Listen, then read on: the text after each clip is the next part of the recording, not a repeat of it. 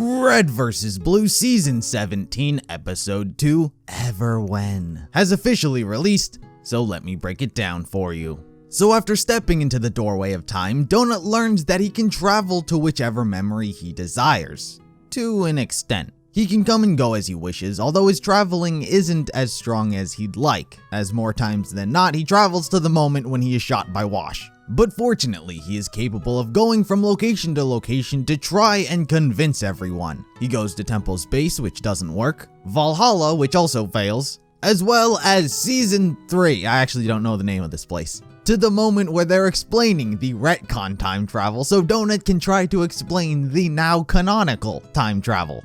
And it also fails. Simmons gets angry that Donut takes the role of Future in the play, and Griff does feel like believing him for a moment, but it all inevitably fails. Donut then returns to Krovos where she gloats, but she's primarily happy that something is at least happening because she's been there for a billion years. But she also accidentally lets it slip that the paradox only affects things that happened prior to its events, not after. So there is a timeline where Wash was shot creating a paradox, and one where he wasn't. So Donut travels to that reality on Chorus to find Wash and do something. I couldn't tell you what the plan is. This episode was hilarious. I'm not bullshitting with you when I say that. It was really funny. And that kind of fucks with these videos because as great as comedy often is, it's usually the thing I skip over because I can't really talk about it. It's usually, hey, that was funny, moving on. So when 7 of a 10-minute episode is just laugh out louds having a good time funny scenes, I hardly have anything to say.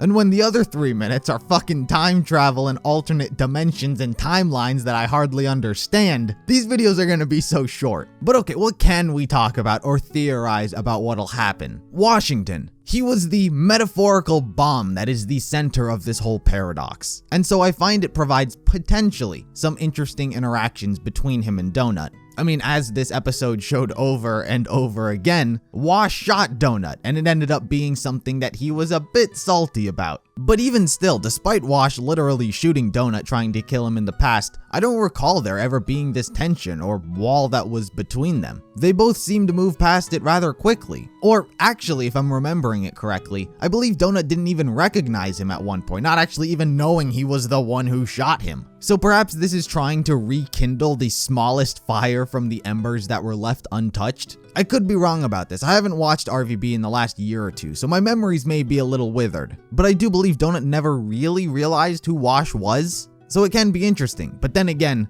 was there ever any real tension between them to potentially insert drama into this season?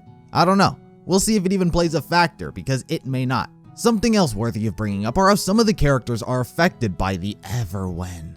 Currently there is Griff, who brought up how Donut's story felt familiar. He believed it despite Donut being, well, Donut. It could play off the deja vu that happened when Tucker was looping in time. But then again, that would raise the question, why is Tucker still being affected? Of all the characters you'd believe that would have an accidental immunity to the whole thing, it would be Tucker, who wields one of the ancient keys and has made him immune to similar side effects prior. I don't doubt that it'll come into play, but it's interesting that Griff was one of the first.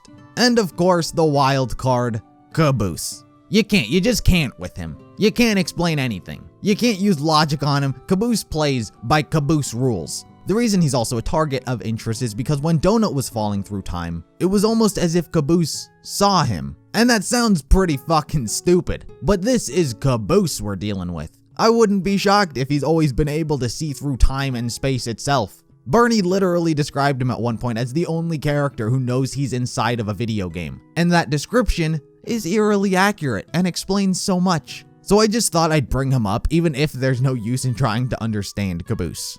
Anyway, on a side note, is it just me or does Donut sound weird? I feel as though maybe it's because he's never had so much screen time and dialogue. At this point, 2 episodes in, that usually covers 2 to 3 seasons worth of Donut lines. But he sounds so weird. Dan sounds like he's doing an impression of someone doing a Donut impression. Like my memory of Donut sounds pretty normal, kinda like I'm talking now. Oh my god, what a crazy scenario we're in. But he won't stop talking like, oh my gosh, what a wacky scenario we're in. Like, why does his voice sound so high-pitched? Anyway, The thing I would say I didn't like this episode was probably Krovos. More specifically, they kind of made her stupid, goofy, a dunderhead. Call it whatever you want, but they had her be an idiot for a second so the plot could progress. I probably would have been fine with it had it just been a slight slip of the tongue on her end, but then pulled herself together. But instead she was just like, I don't know what you're talking about. What are you, one of those chimpanzees?